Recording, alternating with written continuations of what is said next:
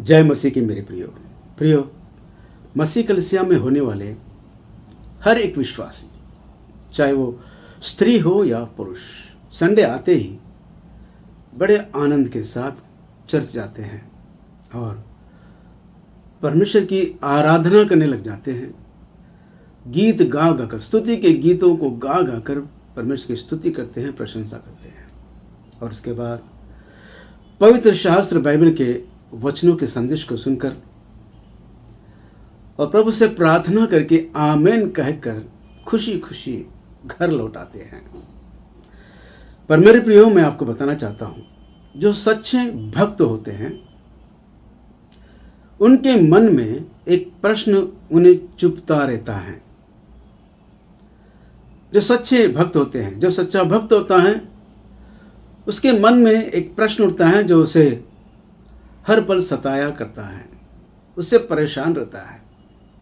वो प्रश्न ये है मेरे प्रियो, ध्यान दीजिए कि वो प्रश्न ये है, क्या मेरी भक्ति को देखकर परमेश्वर प्रसन्न है? मेरी आराधना और मेरी भक्ति, मेरे विश्वास को देखकर, मेरी पवित्रता को देखकर क्या परमेश्वर प्रसन्न है? मेरे प्रियो, इस तरह के प्रश्न में बहुत सारे सच्चे भक्त उलझन में रहते हैं। क्या मैं परमेश्वर के योग्य हूं? क्या मेरी भक्ति को देखकर परमेश्वर प्रसन्न हो रहा है? मेरी आराधना प्रभु स्वीकार करते हैं या नहीं? मेरी आराधना से प्रभु प्रसन्न है? तो मेरे प्रियो, सच्चे भक्तों के मनों में उठने वाले इस प्रश्न के जवाब में आज मैं आपको वचन की ओर ले चलता हूं। ऐसे ही इस तरह के प्रश्न को लेकर बाइबल का भक्त, परमेश्वर का भविष्यवक्ता मीका भविष्यवक्ता भी ऐसे ही कुछ प्रश्न को लेकर बड़े उलझन में था। परमेश्वर के पास जाना तो चाहता था, लेकिन क्या लेके जाएं कि प्रभु प्रसन्न हो जाए। प्रभु की, परमेश्वर की प्रसन्नता को पाने के लिए वो लाख कोशिश कर रहे हैं, जिसके विषय में वचन कहता है। आइए मैं आपको मीका भविष्यवक्ता की किताब, उसका 6वां अध्याय और मैं आपको 6वां वचन से लेकर 8वें वचन तक पढ़कर सुनाऊंगा। कृपया आप अपने बाइबल में ध्यान दीजिए। आइए मेरे प्रियो, लिखा है मैं क्या लेकर यहोवा के सम्मुख आऊं और ऊपर रहने वाले परमेश्वर के सामने झुकूं? क्या मैं होम बलि के लिए एक एक वर्ष के बछड़े लेकर उसके सम्मुख आऊं? क्या यहोवा हजारों मेढ़ों से या तेल की लाखों नदियों से प्रसन्न होगा? क्या प्रसन्न होगा? यह प्रश्न है। क्या मैं अपने अपराध के प्रायश्चित में अपने पहलौठे को या अपने पाप के बदले में अपने जन्माए हुए किसी को दूं तो क्या प्रभु प्रसन्न होगा? परमेश्वर की प्रसन्नता के विषय में लाख कोशिश की जा रही है। प्रभु के पास जाना तो चाहते हैं, पर मन में प्रश्न उठ रहे हैं, क्या परमेश्वर मेरी भक्ति को देखकर प्रसन्न हो जाएगा? या तो फिर मैं होम बलि के लिए एक एक वर्ष के बछड़े को लेकर उनके सम्मुख जाऊं, बलि चढ़ाऊं, तो क्या प्रभु परमेश्वर प्रसन्न हो जाएगा? क्या यहोवा हजारों मेढ़ों से या तेल की लाखों नदियों से प्रसन्न हो जाएगा? और देखिए मेरे प्रियो, क्या मैं अपने अपराध के प्रायश्चित में अपने पहलौठे को या अपने पाप के बदले में अपने जन्माए हुए किसी को दे दूं तो क्या परमेश्वर प्रसन्न होगा? मीका भविष्यवक्ता के मन में उठने वाले प्रश्न, प्रभु परमेश्वर की प्रसन्नता को पाने की कोशिश में लाखों तरह के प्रश्न उनके मन में उठ रहे हैं। जाना तो चाहते हैं, पर मन में जो प्रश्न उठ रहे हैं उन प्रश्नों का जवाब मिल नहीं पा रहा है। तो दोस्तों, मीका भविष्यवक्ता के मन में जो प्रश्न उठे हैं, उन प्रश्नों के जवाब में वचन कहता है, पवित्र आत्मा परमेश्वर बताते हैं, देखिए 8वें वचन में, हे मनुष्य, वो तुझे बता चुका है कि अच्छा क्या है। प्रभु जिस बात को लेकर प्रसन्न होता है उस बात को मैंने बता दिया है। हे मनुष्य, वो तुझे बता चुका है कि अच्छा क्या है, और यहोवा तुझसे इसे छोड़ और क्या चाहता है। क्या है वो? कि तू न्याय से काम करे और कृपा से प्रीति रखे और अपने परमेश्वर के साथ नम्रता से चले। परमेश्वर के साथ नम्रता की शिक्षा को लेकर कलीसियां चल रही हैं, और कृपा से प्रीति रखने में प्रभु की कलीसियां बहुत आगे हैं। दया करना, कृपा में चलना, नम्रता में रहना, सब कुछ कलीसिया ने सीखा है। पर एक विषय है जो नहीं सीखा है, सीखा भी है तो उसको निर्लक्ष्य कर रहे हैं, उसको अनदेखा कर रहे हैं। और पवित्र आत्मा परमेश्वर बताते हैं, लिखा है, और यहोवा तुझसे इसे छोड़ और क्या चाहता है कि तू न्याय से काम करे, तू न्याय से काम करे। हाँ मेरे दोस्तों, परमेश्वर की कलीसिया न्याय से काम करने के नियम को छोड़ दिया है। न्याय से काम करने की जो आज्ञा प्रभु ने दी है, उस आज्ञा को करना छोड़ दिया है। कहते हैं कि न्याय करना हमारा काम नहीं है। न्याय करना हमारा काम नहीं है, ये परमेश्वर का काम है। हम किसी का न्याय नहीं कर सकते हैं। इस तरह की शिक्षा में कलीसिया चल रही है। हाँ मेरे दोस्तों, हम किसी का न्याय तो नहीं कर सकते हैं, पर अन्याय के विरुद्ध आवाज तो उठा सकते हैं ना। न्याय के अनुसार चलना यानी अन्याय के खिलाफ आवाज उठाना है। जहां कहीं अन्याय होता है, जहां कहीं अत्याचार होता है, जहां कहीं आक्रमण होता है, एक दिन असहाय लोगों पर अन्याय होता है, तब हम न्याय के लिए वहां आवाज उठाए, संघर्ष करें। यह परमेश्वर कलीसिया से चाहते हैं। और ऐसी चाहत रखने वाले परमेश्वर की मन की बात को ना जानते हुए लोग परेशान हैं। प्रभु की आराधना तो करते हैं, भक्ति में तो चलते हैं, पर कहीं ना कहीं वे पूरी तरह संतुष्ट नहीं हैं।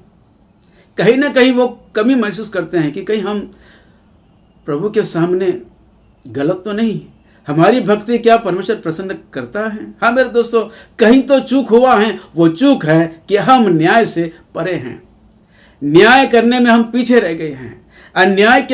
अन्याय को देखकर हम भड़क उठे या अन्याय के विषय में न्याय मांगे, इस विषय में हम बहुत पीछे हैं।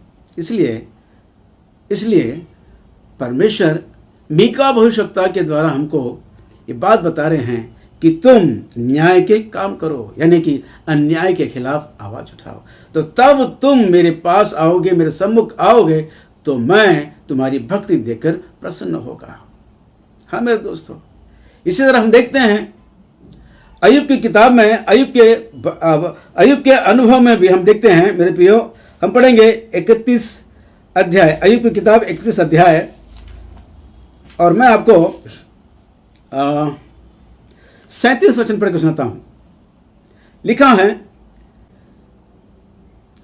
मैं उसको अपने पग पग का हिसाब देता, मैं उसके निकट प्रधान के समान निडर जाता। मैं अपने पग पग का हिसाब देता हूं। पग पग का हिसाब देने के लिए तैयार हैं। क्यों? क्योंकि वो परमेश्वर के आज्ञा के अनुसार चलने वाला भक्त है। और कहता है कि मैं उसके सामने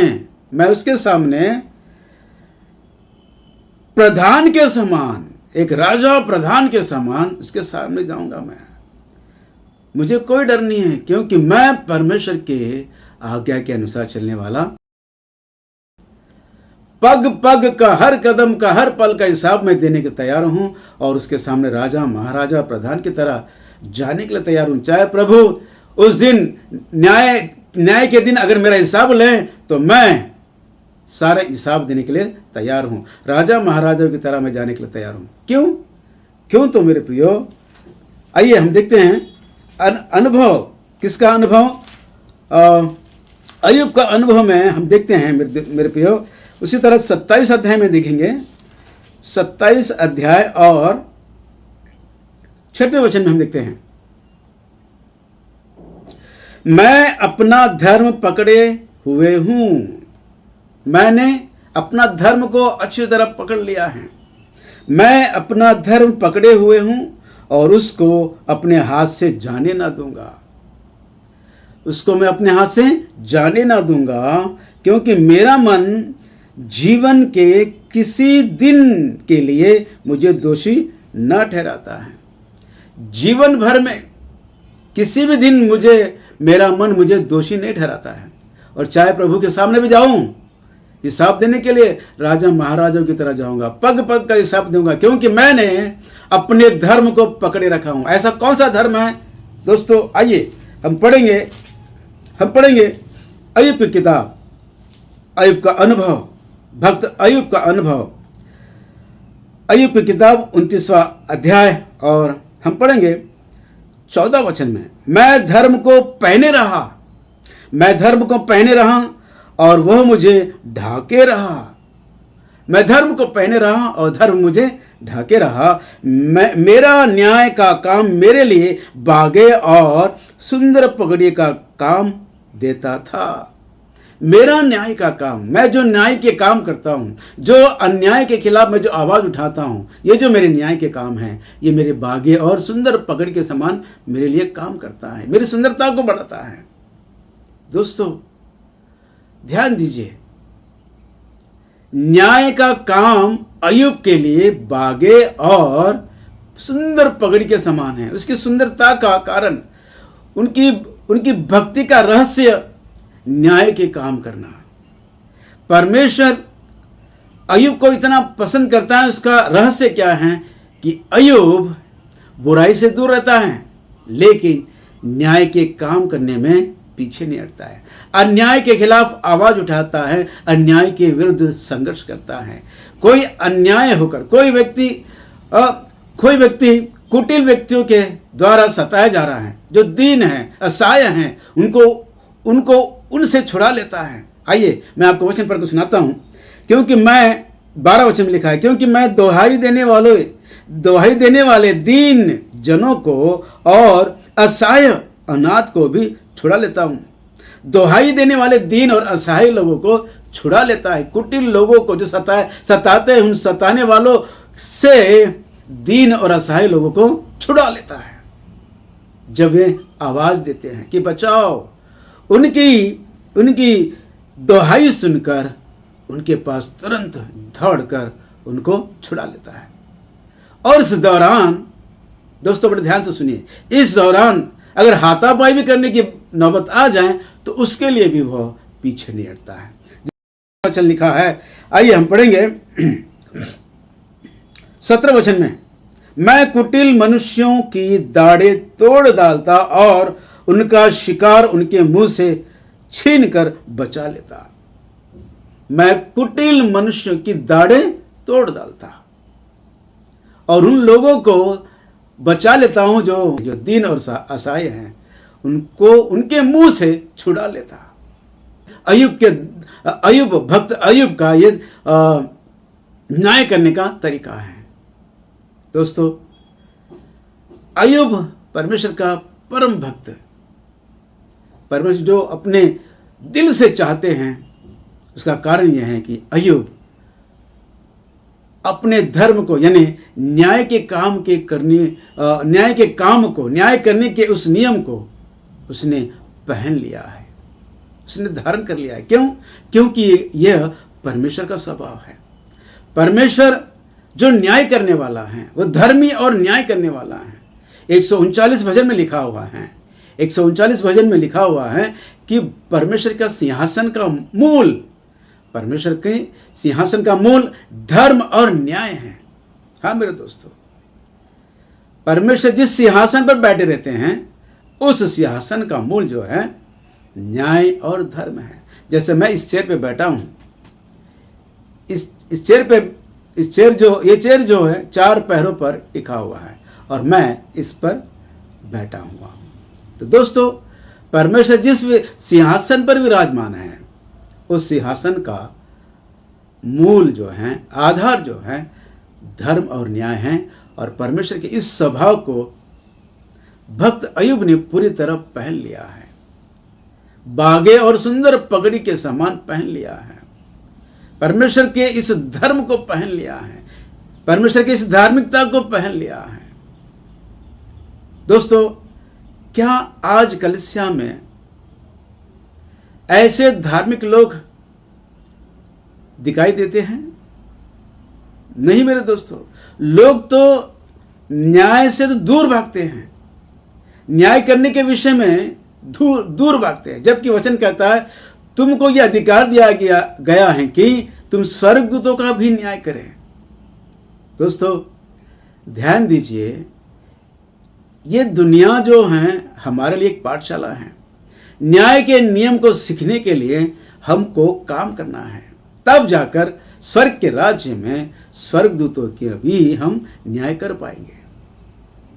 न्याय अन्याय के विषय में हमको सतर्क रहना है। जहां कहीं अन्याय होता है वहां आवाज उठाना हमारा सर्वप्रथम कर्तव्य है। आज हम देख रहे हैं मसीह कलीसियां सताई जा रही है, मारी जा रही है, चर्च तोड़े जा रहे हैं, पर सार्वभौमिक मसीह कलीसियां ऐसी बैठी हैं कि जैसे कुछ हुआ ही नहीं। आज भी हम देखते हैं कि 500-600 पास्टर लोग जेल में पड़े हुए हैं। उन पर यह आरोप लगाया गया है कि ये जबरदस्ती धर्मांतरण कर रहे हैं। ऐसे आरोप में उनको गिरफ्तार किया गया, आज वो जेल में है। उनको छुड़ाने के लिए कोई भी सोच नहीं रहा है।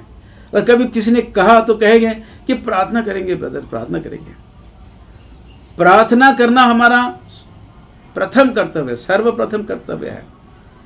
प्रार्थना करे या ना करे, प्रभु अपना काम तो करेगा। पर दोस्तों, हमारा कर्तव्य क्या है? हमारा कर्तव्य क्या है?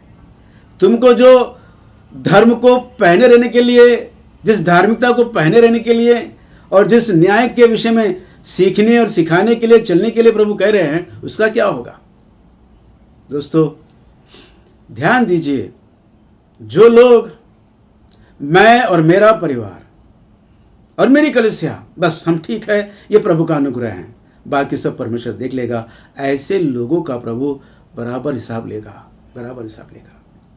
तो दोस्तों, अब तैयार हो जाइए कि कलीसिया एकजुट होकर एकता में आकर अन्याय के खिलाफ आवाज उठाए।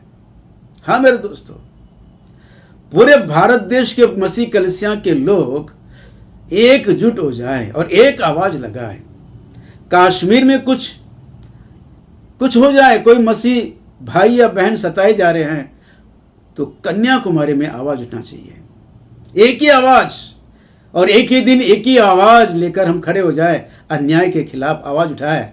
तो बताइए मेरे दोस्तों, ऐसा कौन सा प्रधान है जो नीचे उतर नहीं आएगा? ऐसी कौन सी सरकार है जो नीचे नहीं उतर आएगी? दोस्तों, फिर एक बार मैं कहना चाहता हूं, हमारा देश का संविधान हमको ये अधिकार दिया है। हमारे देश का संविधान हमको ये अधिकार दिया है, ये मौलिक अधिकार है। हम किसी भी धर्म को अपना सकते हैं, हम किसी भी धर्म को छोड़ सकते हैं, और जिस धर्म को हमने अपनाया है उसका प्रचार प्रसार भी कर सकते हैं। ये मौलिक अधिकार है। हमारे इस मौलिक अधिकार को छीनने का अधिकार किसी को नहीं है। इसके खिलाफ हमें आवाज उठाना बहुत जरूरी है। हमारे इस मौलिक अधिकार को छीनने की कोशिश की जा रही है, तो हमको इसके खिलाफ आवाज उठाना बहुत जरूरी है।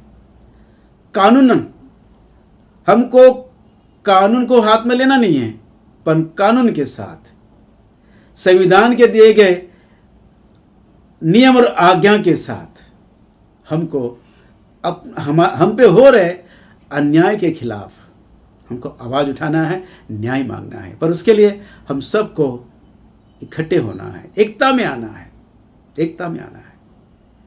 जय मसीह की, प्रेज द लॉर्ड। दोस्तों, आपको आज का संदेश सही लगता है वचन के अनुसार तो कमेंट बॉक्स में लिख कर भेजिए। अगर गलत लगता है तो लिख के भेजिए, मैं आपके सवालों का जवाब देने के लिए तैयार हूं।